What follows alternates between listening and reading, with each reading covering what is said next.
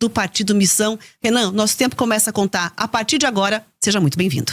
Muito obrigado, uma grande oportunidade de estar aqui com vocês, uma honra também, e tô aberto aqui a qualquer tipo de pergunta. Vamos começar falando, obviamente, sobre as suas pretensões enquanto presidente da República, né? Por exemplo, qual seria a primeira medida que você tomaria caso estivesse aí à frente da presidência? Vamos lá, no dia 5 de janeiro de 2027, dia que agora o presidente toma posse no Brasil, graças a Deus, porque antes era de 1º de janeiro, não vinha nenhuma autoridade internacional porque estava tudo no Réveillon.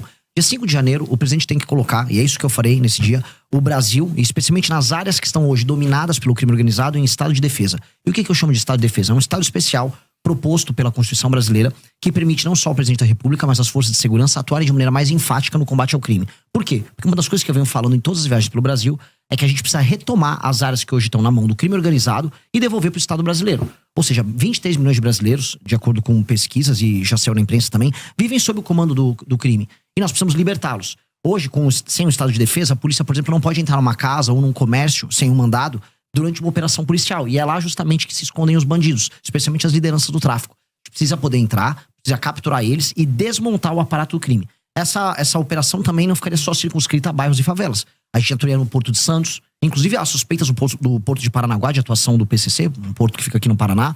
Porto de Pecém, por exemplo, lá no Ceará, ele está sendo alvo de uma tentativa de tomada agora do Comando Vermelho. Então, colocar áreas especiais dentro de um estado de defesa é a primeira ação para a gente retomar o território brasileiro. E isso não é apenas uma coisa enfática e concreta. É basicamente uma forma do governo brasileiro atuar de modo a recuperar milhões de brasileiros que estão fora desse pacto social, que é o pacto social da Constituição brasileira. Então, a principal preocupação seria a questão de segurança, pelo que dá para compreender com essa medida. Agora, quando se fala, né, nessa questão do estado de defesa, há ali uma certa controvérsia em relação a isso. Entende que é uma medida tranquila de ser tomada? Quem é que faria, por exemplo, essas ações, essas operações todas? Polícia Federal? Não, as polícias estaduais, elas têm autonomia e elas podem atuar junto com o governo federal nisso. A Polícia Federal, ela pode atuar.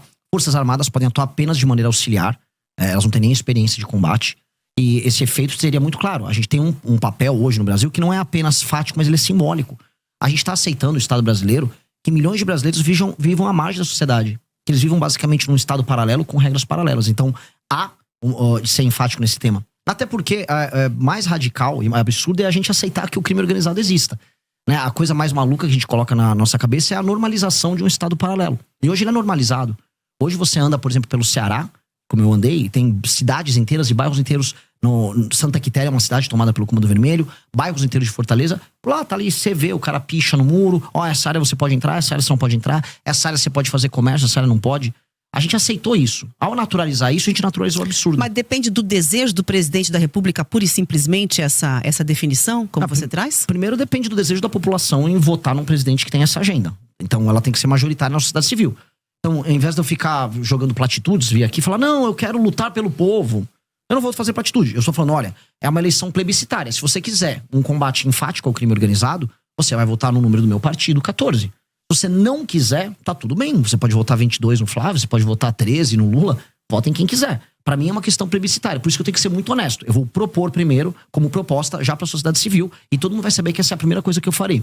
Segunda coisa, isso vai para o Congresso. O Congresso, que também foi nas eleições, eu venci essas eleições pautado por esse tema, aí deliberar e convencer e aí colocar em funcionamento. É um status permitido pela nossa Constituição. E eu acho que é um status que garante, inclusive, a cidadania de milhões de brasileiros. Portanto, é obrigação do Estado brasileiro fazer isso. Agora, o senhor